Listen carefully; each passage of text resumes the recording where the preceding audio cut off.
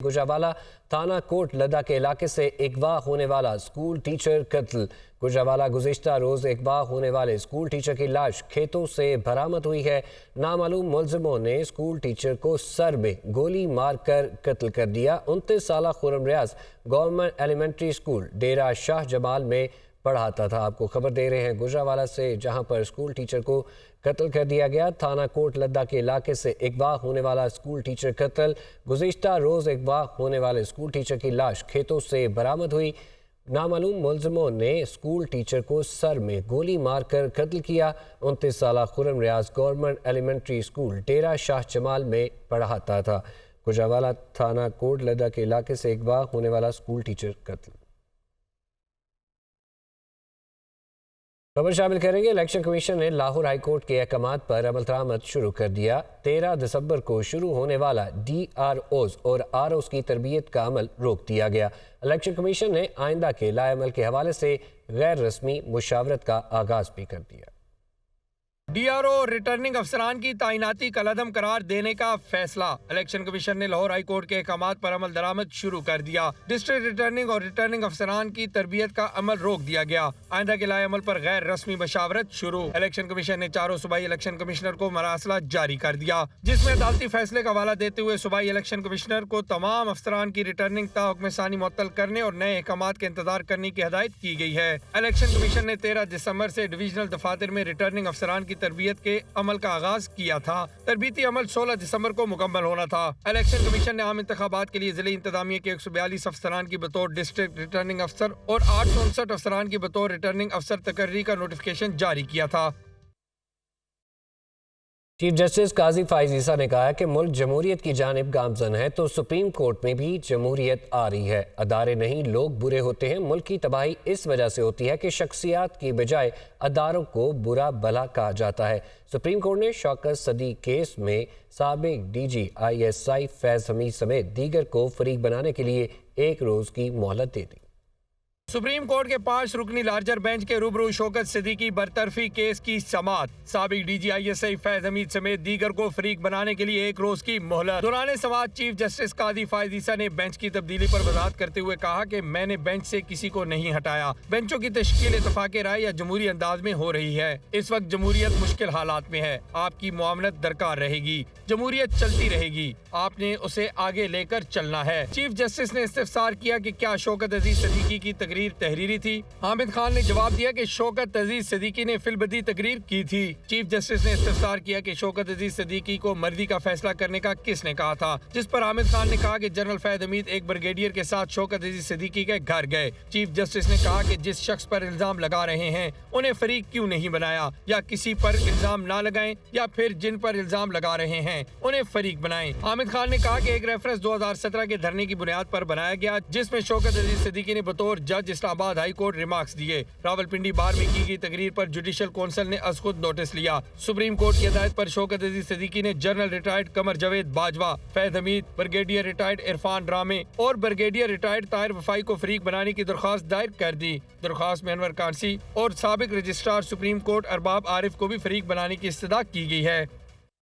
दूसरी जानिब जस्टिस मुज़ाहिर अली अकबर नकवी की दरख्वास्त पर सुप्रीम जुडिशल कौंसिल में खुली समाअत। कौंसिल ने जस्टिस मुज़ाहिर अली अकबर नकवी को जवाब जमा करवाने के लिए 1 जनवरी तक मोहलत दे दी। गवाहों की फहरिस्त भी तलब कर ली। रेफरेंस पर मजीद कार्रवाई 11 जनवरी तक मुलतवी कर दी गई। जस्टिस मुज़ाहिर नकवी के खिलाफ सुप्रीम जुडिशल कौंसिल में ओपन कार्रवाई। जस्टिस मुज़ाहिर को जवाब के लिए 1 जनवरी तक मोहलत दे दी गई। कौंसिल ने गवाहों की फहरिस्त भी तलब कर ली। रेफरेंस पर मजीद कार्रवाई 11 जनवरी तक मुलतवी। चेयरमैन कौंसिल जस्टिस काजी फाइज ईसा ने दौरान समाअत कहा कि रूल्स के मुताबिक जज के तहफ़्फ़ुज़ के लिए कौंसिल की कार्रवाई इन कैमरा होती है, मगर जस्टिस मुज़ाहिर ने खुद कार्रवाई ओपन करने की दरख्वास्त की। ख्वाजा हारिस ने मौक़िफ़ अपनाया कि जवाब देने के लिए मालूमात दरकार है। मुतअद्दिद दरख्वास्तों के बावजूद रिकॉर्ड नहीं दिया गया। चीफ जस्टिस काजी फाइज ईसा बोले कि हमने जवाब जमा कराने के लिए 14 रोज का वक्त दिया। कभी कहते हैं ओपन समाअत करें और कभी रोकने का कहते हैं। ख्वाजा हारिस ने साबिक चीफ जस्टिस उमर अता बंदियाल का लिखा नोट पढ़ने के बाद मौक़िफ़ अपनाया कि इस नोट में तो सिर्फ शिकायत पर राय देने का कहा गया है। सरदार तारिक ने कानूनी राय दी जबकि वो खुद शिकायत का सामना कर रहे थे। चीफ जस्टिस काजी फाइज ईसा ने दरख्वास्त गुजार के वकील को टोकते हुए कहा कि ऐसी बात न करें, हम शफाफियत पर यकीन रखते हैं। साबिक चीफ जस्टिस चाहते तो केस खुद सुनकर फैसला कर देते। دوران سماعت خواجہ حارث نے شو کاز کا جواب دینے کے لیے مہلت مانگ لی۔ چیف جسٹس نے کہا کہ آپ کہنا چاہتے ہیں کہ آئینی درخواست دائر ہو تو کونسل خاموش ہو کر بیٹھ جائے، درخواست کی وجہ سے کارروائی نہیں روکیں گے، کوئی نہیں چاہتا کہ ساتھی ججز سے سوال کریں۔ خواجہ حارث بولے شکایت کنندگان کا سپریم جوڈیشل کونسل رولز میں کوئی تصور نہیں، گواہ کونسل نے نہیں اٹارنی جنرل نے بطور پراسیکیوٹر بلانے ہیں۔ اٹارنی جنرل نے جواب دیا کہ کونسل نے شکایت کنندگان کے گواہوں کی فہرست ہمیں دی، ممکن ہے کچھ گواہوں کا اضافہ ہوا ہو۔ قائد نون لیگ نواز شریف کہتے ہیں میرے خلاف منظم سازش کا آغاز دھرنے سے ہوا، بیٹے سے تنخواہ نہ لینے پر میری چھٹی اور عمر بھر کے لیے نااہل کیا گیا، اچھی طرح یاد ہوگا جے آئی ٹی کے لیے واٹس ایپ پر ہیرے چنے گئے۔ مزید کہا پوری قوم کے سامنے سچ آ چکا، مجھ سے دشمنی کرنے والوں نے پاکستان کو کیوں نشانہ بنایا، ہم نے آئی ایم ایف کو خدا حافظ کہا، آج روپے کی قدر مٹی میں ملا دی گئی، عوام 8 فروری کو اپنا فیصلہ سنائیں گے۔ مجھے بیٹے سے تنخواہ نہ لینے کے جرم میں نہ صرف وزارت عظمیٰ سے فارغ کر دیا گیا، چھٹی کرا دی گئی، بلکہ عمر بھر کے لیے نااہل بھی کر دیا گیا۔ آپ کو اچھی طرح یاد ہوگا کہ کس طرح واٹس ایپ کالز کی گئیں، کس طرح ایک جے آئی ٹی کے لیے ہیرے چنے گئے اور وہ بھی واٹس ایپ پر، کس طرح اس جے آئی ٹی کی نگرانی کے لیے ایک 3 رکنی بینچ بٹھایا گیا۔ 6 سال پر پہلی آزمائشوں کے بعد آخر کار میری بے گناہی کی تصدیق ہو گئی۔ مجھ سے دشمنی کرنے والوں نے میرے پاکستان کو کیوں نشانہ بنایا،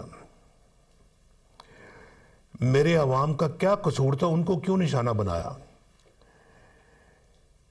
چلیں کسی لاڈلے کو لانے کے لیے مجھے ہٹانا، جھوٹے مقدمات میں پھنسانا اور سزائیں دلوانا ضروری تھا، لیکن پاکستان کو کس جرم کی سزا دی گئی؟ چیئرمین تحریک انصاف بیرسٹر گوہر علی خان کہتے ہیں ہمارے لیے کوئی لیول پلینگ فیلڈ نہیں، ایک طرف لیول پلینگ فیلڈ کی باتیں تو دوسری طرف گرفتاریاں جاری ہیں۔ کہا گیا کہ نگران حکومت گزشتہ حکومت کی ایکسٹینشن ہے، ہم الیکشن میں تاخیر نہیں چاہتے۔ انہوں نے مطالبہ کیا کہ ریٹرننگ افسران جوڈیشری سے لیے جائیں۔ وہ اسلام آباد میں میڈیا سے گفتگو کر رہے تھے۔ آپ کہتے ہیں کہ ہم لیول پلینگ فیلڈ دیں گے، کیا آپ نے ہمیں لیول پلینگ فیلڈ دے دی؟ کیا آپ نے دوسروں کو ریلی اور کنونشن کی اجازت دی ہوئی ہے؟ ہمارا ایک موقف رہا ہے اور وہ موقف تھرو آؤٹ یہی رہا ہے کہ الیکشن کمیشن جب الیکشن کروائیں تو free and fair and transparent کروائے، یہ آئینی ذمہ داری ہے۔ اگر اس کے لیے آر او اور ڈسٹرکٹ ریٹرننگ افسر کو آپ جوڈیشل آفیسر کے بجائے، سیشن ججز اور سول ججز کے بجائے اگر آپ ڈی سی اور اسسٹنٹ کمشنروں کو لگائیں، وہ ایگزیکٹو کے آفیسرز ہوتے ہیں، وہ کبھی آپ کو فری فیئر ٹرانسپیرنٹ الیکشن نہیں کراتے۔ 14 پٹیشنرز نے آج اپنی بحث مکمل کی ہے اور اس بحث سے نظر آتا ہے کہ ان 14 کے 14 کو شکایت یہ ہے کہ ہمیں ووٹ نہیں ڈالنے دیا گیا۔ پی ٹی آئی کے انٹرنل جو انٹرا پارٹی الیکشن ہوتے ہیں اس میں ووٹ صرف اور صرف وہ شخص ڈال سکتا ہے جو ممبر ہو پی ٹی آئی کا۔ یہ 14 کے 14 جو پٹیشنرز ہیں جنہوں نے یہ درخواست کی ہے الیکشن کمیشن آف پاکستان میں دائر، ہم نے اپنے ڈیٹا بینک میں چیک کیا ہے، ان میں سے کوئی بھی الیکشن کے دن پی ٹی آئی کا ممبر نہیں تھا۔ ہم نے اس قانون اپنی آئین 2019 کا آئین ہے پی ٹی آئی کا، اس کے مطابق الیکشن کرائے۔ سٹاک مارکیٹ گرین زون میں بند ہوئی، انڈیکس میں 170 پوائنٹس کا اضافہ ہوا۔ انٹر بینک میں ڈالر کی قدر میں مزید 10 پیسے کمی دیکھی گئی، جبکہ سونا 5700 روپے فی تولہ مہنگا ہو گیا۔ تفصیلات دیکھیے۔ گزشتہ روز کی مندی کے بعد مارکیٹ میں آج حصص کے خریداروں نے پرجوش انٹری دی اور اسٹاک مارکیٹ 170 پوائنٹس اضافے کے ساتھ 65,450 پوائنٹس پر بند ہوئی۔ بروکرز کا کہنا ہے کہ سال کے اختتام تک بازار اتار چڑھاؤ کا شکار رہ سکتا ہے، تاہم سرمایہ کاروں کی ان کمپنیوں کے حصص کی خریداری میں دلچسپی بڑھ سکتی ہے جن کی قیمتیں کم ہیں، جبکہ ان کمپنیوں کے منافع بہتر آنے کی امید ہے۔ دوسری جانب دنیا کی سب سے بڑی معیشت امریکہ کے مرکزی بینک کی جانب سے آئندہ سال شرح سود میں کمی کا امکان ظاہر کرنے کے بعد عالمی سطح پر سونے کی قیمت $50 اضافے کے ساتھ $2,050 فی اونس تک پہنچ گئی، جس کے بعد مقامی مارکیٹ میں فی تولہ سونا $5,700 مہنگا ہو کر $2,18,300 ہو گیا۔ اس کے علاوہ انٹر بینک میں ڈالر 10 پیسے کمی سے $283.51 کا ہو گیا، جبکہ اوپن مارکیٹ میں عوام کے لیے ڈالر $284.50 پر برقرار ہے۔